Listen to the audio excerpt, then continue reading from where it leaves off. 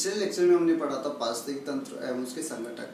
ठीक है, हम एक्वेरियम को उदाहरण लेते हुए उसको हम एक्सप्लेन करते हैं। जल जीवशाला यानी कि एक्वेरियम, इसके लिए हम क्या लेते हैं, एक कांच का जार लेते हैं।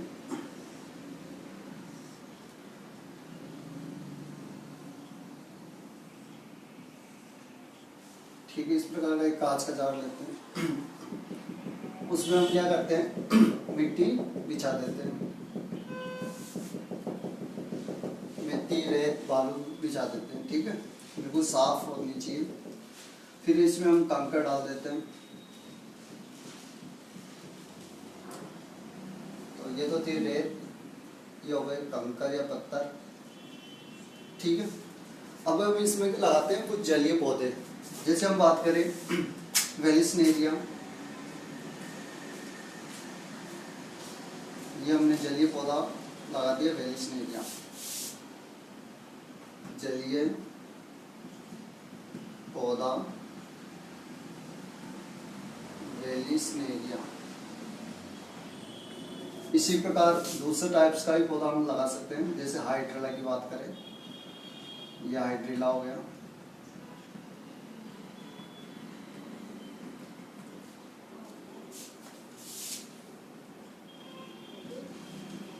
हाइड्रिला हो गया। ठीक है, ये भी जलीय पौधा।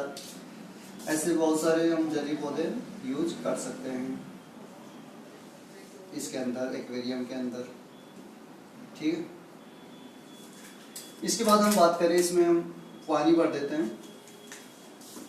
हमने इसमें क्या भर दिया, जल भर दिया।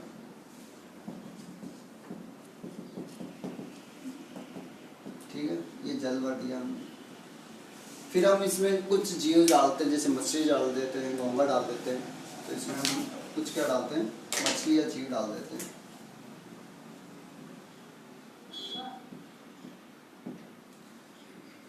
मछलियाँ, छोटी छोटी मछलियाँ इसमें डाल देते हैं।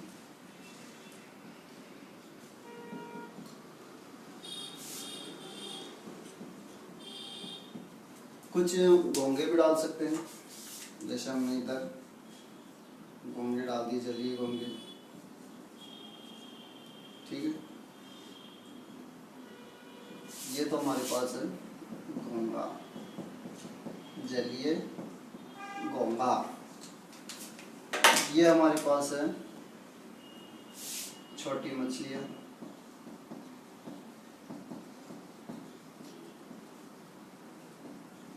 ठीक है, इधर से हम प्रकाश की व्यवस्था कर रखे हैं, तो लाइट आ रही है। ठीक है, तो ये हमारे पास एक तैयार हो गया एक्वेरियम या जल जीवशाला। ठीक, अब हम इसमें देखेंगे कि किस प्रकार से ये पारिस्थितिकी तंत्र बना रहा है। इसमें कौन कौन से जैव घटक है, कौन कौन से अजैव घटक है। ठीक है, देखो, छोटी मछलियाँ, जलीय घोंगे, हाइड्रिला और वेलिस्नेरिया, जो भी जलीय पादप है, ये सब क्या है, जैव घटक है। ये सब क्या है, जैव घटक है। इधर हम बात करें, प्रकाश हो गया, जल हो गया, रेत हो गया, पत्थर हो गया, ये सब क्या है, यहाँ पर अजैव घटक है। यहाँ पर हम एक्वेरियम में ऑक्सीजन की भी सप्लाई कर देते हैं। तो ये क्या हो गई, ऑक्सीजन की सप्लाई कर देते हैं। तो ये ऑक्सीजन हो गया। ऑक्सीजन भी क्या है, एक अजैव घटक हो गया। ठीक है, तो इस प्रकार से जैव घटक और अजैव घटक यहाँ पर क्या कर रहे हैं, अन्योन्य क्रिया करते हैं और एक क्या बना लेते हैं, एक तंत्र बना लेते हैं, जिसमें जीव एक दूसरे से अन्योन्य क्रिया करते हैं और जीवन यापन करते रहते हैं। मछली, घोंगे ऑक्सीजन ले लेते हैं जल के माध्यम से। ठीक है, जलीय इनका अनुकूल वातावरण रहता है। जलीय पौधे को के माध्यम से घोंगे भी जीवित रह पाते हैं। ठीक है, कुछ मात्रा में क्या होता है, जैसे जलीय पेड़ पौधे या कुछ इन सजीवों का कुछ भाग अगर मृत हो जाता है तो वो यहाँ पर गिर जाते हैं। ठीक है। तो लंबे समय तक आप एक्वेरियम को साफ भी नहीं करते हो तब भी स्वच्छता बनी रहती। क्यों? क्योंकि यहाँ पर मृदा में इनमें क्या होते हैं, सूक्ष्म जीव होते हैं। क्या होते हैं? सूक्ष्म जीव होते हैं। वो सूक्ष्म जीव क्या कहलाते हैं? अपमार्जक कहलाते हैं। अपमार्जक कहलाते हैं, जो क्या करते हैं, मृत गले सड़े पदार्थों को क्या कर देते हैं, अपगठित कर देते हैं, उन मृदा में मिला देते हैं। मृदा में मिलने के बाद पुनः ये पदार्थ पेड़ पौधे द्वारा अवशोषित हो जाते हैं। ठीक है। और ये प्रक्रम जीवन यापन के लिए चलता रहता है। इस प्रकार से एक जल जीवशाला या एक्वेरियम क्या है, एक मानव निर्मित पारिस्थितिकी तंत्र है।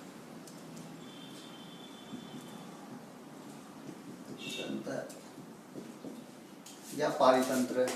ठीक है। इस प्रकार से कंप्लीट होता है एक्वेरियम, एक पारिस्थितिकी तंत्र। अपना जो टॉपिक चल रहा था वो था पारितंत्र। ठीक है। और इसी में हम अब अगला टॉपिक पढ़ने वाले हैं आहार श्रृंखला। आहार श्रृंखला, फूड चेन। ठीक है। एक पारिस्थितिकी तंत्र जब बनता है उसमें कई प्रकार की आहार श्रृंखलाएं देखने को मिलती है। ठीक है। तो पारिस्थितिकी तंत्र में सजीव आहार श्रृंखलाएं क्यों बनाते हैं? क्योंकि ऊर्जा प्राप्त करने के लिए ये जीव क्या करते हैं, एक दूसरे का आहार करते हैं, जिसके कारण ये क्या बन जाती है, एक श्रृंखला बन जाती है। जिस प्रकार से देखो पेड़ पौधे, ठीक है, पेड़ों को कौन खाता है? हिरण। कौन खा गया? हिरण। हिरण को कौन खा गया? बाघ खा गया, टाइगर। ठीक है। तो देखो पेड़ को कौन खाया? हिरण। हिरण को कौन खा गया? बाघ खा गया।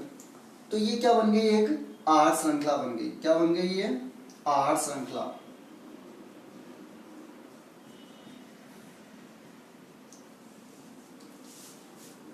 पारिस्थितिकी तंत्र में आहार श्रृंखला क्यों बनाते हैं जीव? ताकि वो क्या कर सके, ऊर्जा प्राप्त कर सके।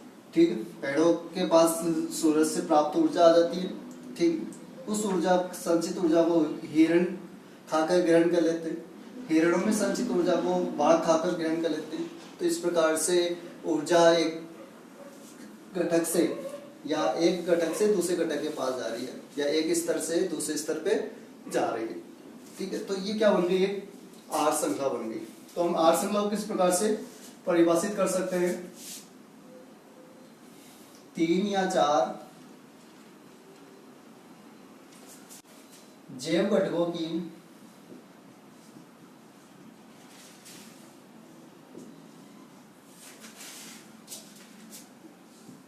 वह श्रृंखला जिसमें जीव एक दूसरे को भोजन के रूप में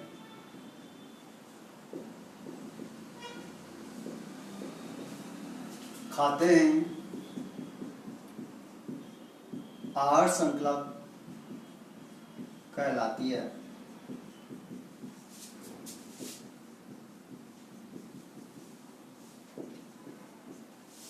ठीक है। तो ये क्या हो गया? एक आहार श्रृंखला। कौन सी? वन आहार श्रृंखला। क्योंकि ये वन में पाई जाती है तो ये कहलाती है वन आहार श्रृंखला। अगर जल में पाई जाती तो जैसे तालाब में है तो तालाब, झील में तो झील आहार श्रृंखला। तो इस प्रकार से कई प्रकार की आहार श्रृंखलाएं बन सकती है। तो ये किस पर निर्भर करता है? ये किस प्रकार का पारितंत्र है उस पर निर्भर करता है ये आहार श्रृंखला किस प्रकार की होगी। अगर इस आहार श्रृंखला में हम बात करें तो ये एक स्तर दिखाई दे रहा है, ये एक और स्तर दिखाई दे रहा है, और ये एक और स्तर दिखाई दे रहा है। यहाँ पर 3 स्तरों की क्या है? आहार श्रृंखला बनी। प्रत्येक स्तर क्या कहलाता है? प्रत्येक स्तर कहलाता है पौष्य स्तर। क्या कहलाता है? पौष्य स्तर। ये भी क्या है? पौष्य स्तर हो गया। ये भी क्या हो गया? पौष्य स्तर हो गया। ठीक है। तो यहाँ पर आहार श्रृंखला में प्रत्येक कड़ी या स्तर क्या कहलाते हैं? एक पौष्य स्तर कहलाते हैं। अगर ये क्या है? पहला पौष्य स्तर है तो इसको बोलते हैं प्राथमिक पौष्य स्तर, ये द्वितीयक पौष्य स्तर, और ये तृतीयक पौष्य स्तर हो गया। ठीक है। अभी हमने बात करा कि 3 या 4 जैव घटकों की ही आर श्रृंखला होती है, इससे ज्यादा क्यों नहीं होती। देखो जब यहाँ से ऊर्जा इसके पास जाती है तो कुछ ऊर्जा नष्ट हो जाती है, कुछ ही मात्रा में, लगभग 10% मात्रा ही इसमें जाती है, इसको खाता है बाघ तो इसमें बहुत कम मात्रा जाती है। तब अब आगे वाले के लिए कुछ भी नहीं बचती लगभग, ठीक है, बहुत कम ऊर्जा, नाममात्र की ऊर्जा बचती, इस कारण से आगे कोई घटक या पोषक स्तर नहीं पाया जाता, ठीक है, यहीं तक सीमित हो जाती है श्रृंखला में पोषक स्तरों की संख्या, ठीक है। तो ये बात हो गई कि आर श्रृंखला क्या होती है, आर श्रृंखला में पोषक स्तर क्या होते हैं, यानी आर श्रृंखला का प्रत्येक स्तर क्या कहलाता है, एक पोषक स्तर कहलाता है, या हम कह सकते हैं आहार श्रृंखला का प्रत्येक स्तर पोषक स्तर कहलाता है।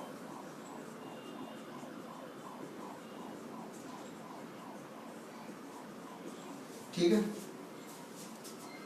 तो अब देखो पेड़ पौधे क्या है, पेड़ पौधे क्या है, उत्पादक है, ठीक है। हिरण क्या है, प्राथमिक उपभोक्ता,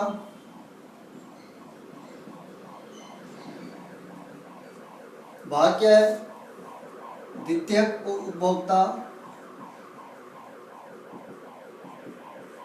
ठीक है।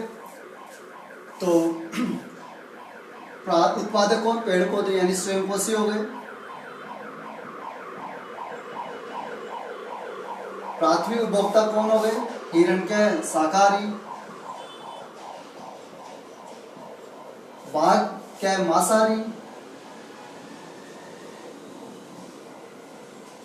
ठीक। तो इस प्रकार से देखो उत्पादक या स्वयंपोषी क्या बनाते हैं, प्राथमिक पोषक स्तर बनाते हैं, शाकाहारी या प्राथमिक उपभोक्ता क्या बनाते हैं, द्वितीयक पोषक स्तर बनाते हैं, मांसाहारी या द्वितीयक उपभोक्ता क्या बनाते हैं, तृतीयक पोषक स्तर बनाते हैं। तो इसको हम इस प्रकार से लिख सकते हैं क्या, कि जो उत्पादक या स्वयंपोषी प्राथमिक पोषक स्तर बनाते हैं,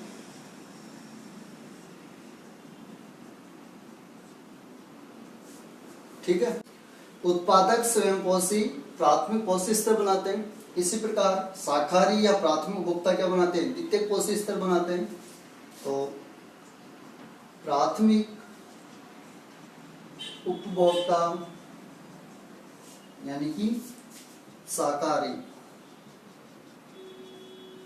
क्या बनाते हैं, द्वितीयक पोषक स्तर बनाते हैं,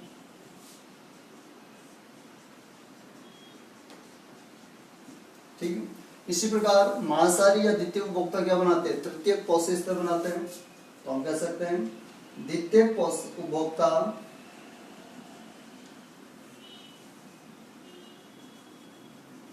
द्वितीयक उपभोक्ता जैसे मांसाहारी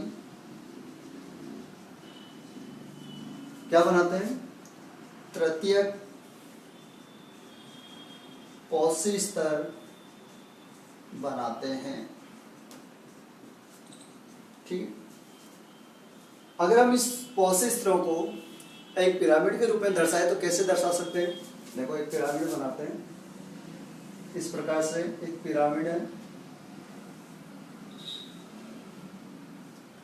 ये हो गया उत्पादक, ये हो गया प्राथमिक उपभोक्ता,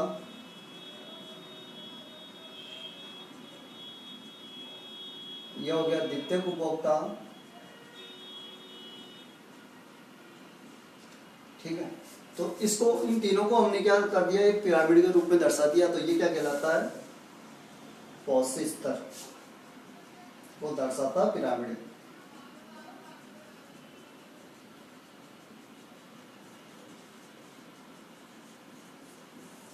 ठीक है। इसके बाद हम बात करते हैं और उदाहरण लेते हैं। अभी हमने ये कौन सी लिया था, चित्र किसका लिया था, इसकी आर श्रृंखला का उदाहरण किया था हमने, 1 आर श्रृंखला का एक उदाहरण लिया था। तो अब हम घास आर श्रृंखला का उदाहरण लेते हैं, ठीक है। हम लेते हैं घास ले ली,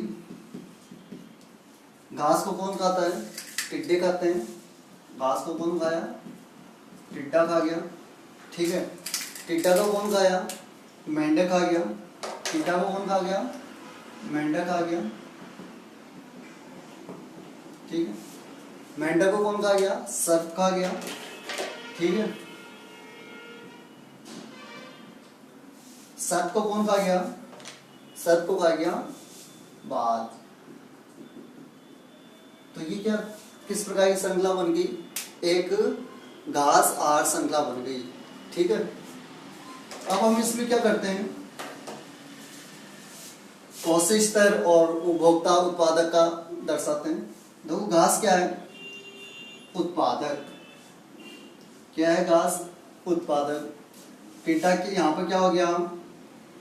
प्राथमिक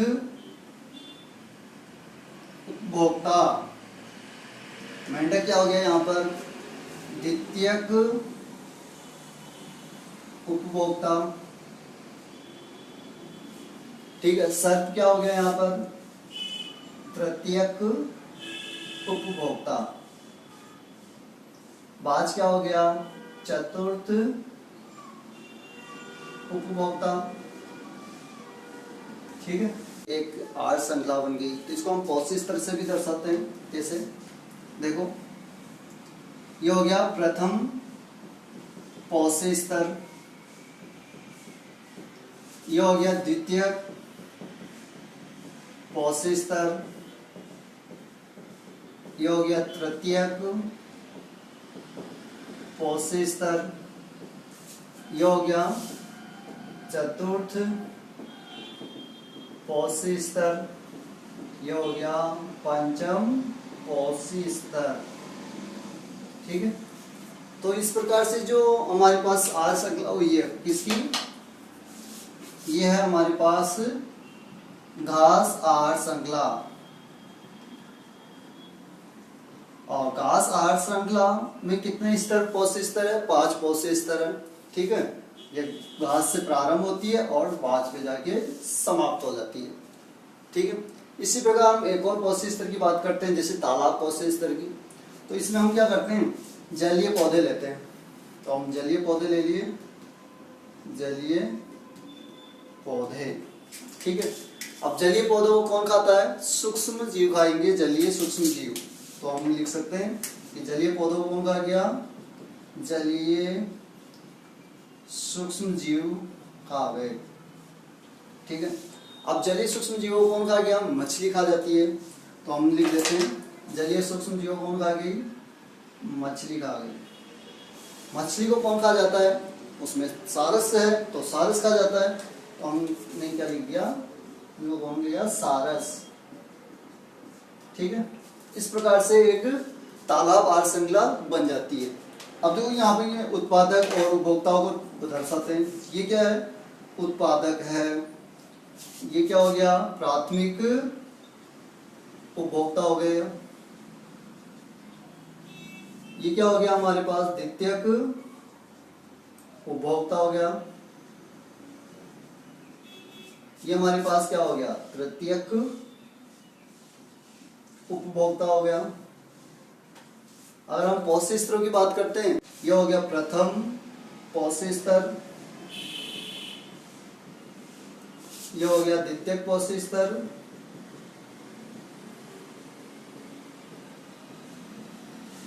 ये हो गया तृतीयक पौष्टिक स्तर,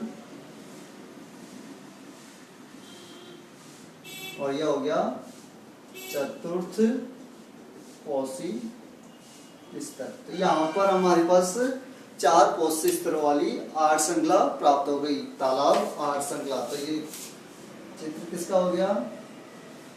ये हो गया तालाब आहार श्रृंखला। ठीक है। तो ये आहार श्रृंखला क्या होती है? एक पारितंत्र में उपस्थित होती है। और आहार श्रृंखला क्यों बनाता है पारितंत्र? ताकि ऊर्जा एक दूसरे से ले सके। आहार श्रृंखला के बाद हम आहार जाल की बात करते हैं। ठीक है। जो आप पढ़ेंगे आहार जाल। आहार जाल क्या होता है? देखो अभी हम जस्ट पढ़ी थी आहार श्रृंखलाएं, बहुत सारी आहार श्रृंखलाएं पढ़ी थी। जब ये आहार श्रृंखलाएं शाखान्वित रूप से एक दूसरे से जुड़ जाती है तो एक जाल बनता है। वही जाल क्या कहलाता है? आहार जाल कहलाता है। कैसे? देखो हमने लिया अनाज, लेते हैं सबसे पहले। अनाज को कौन खा सकता है? चिड़िया खा गई, ठीक है। और कौन खा सकता है? चूहा खा गया, ठीक है। चिड़िया को कौन खा सकता है? बिल्ली। और चूहे को कौन खा सकता है? वो भी बिल्ली खा सकती है। तो इसको कौन खा गया? बिल्ली खा गई। तो चिड़िया को भी कौन खा गया? बिल्ली। तो देखो दो आहार श्रृंखला एक दूसरे से क्या हो गई? जुड़ गई। ऐसे हम बात करते हैं, घास ले लें, ठीक है। घास को कौन खा सकता है?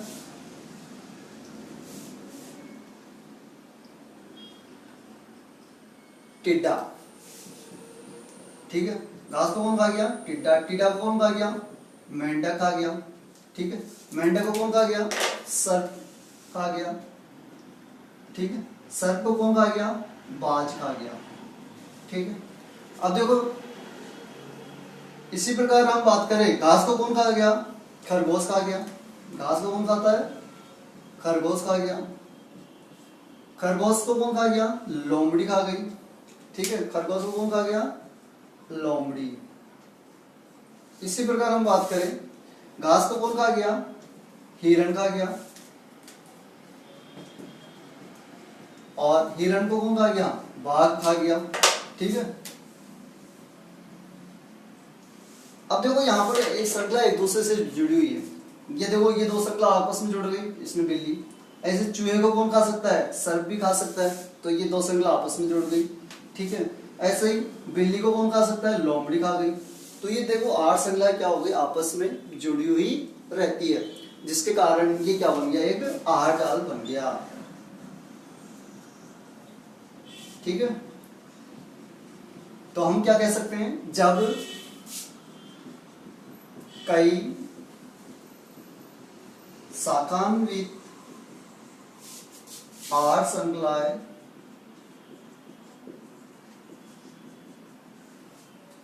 परस्पर जुड़ी होती है, तो आहार जाल बनता है,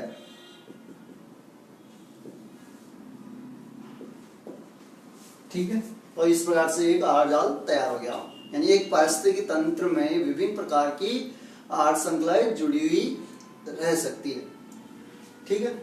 अब बात करते हैं हम पारितंत्र में या पोषक स्तरों में ऊर्जा का प्रवाह कैसे होता है।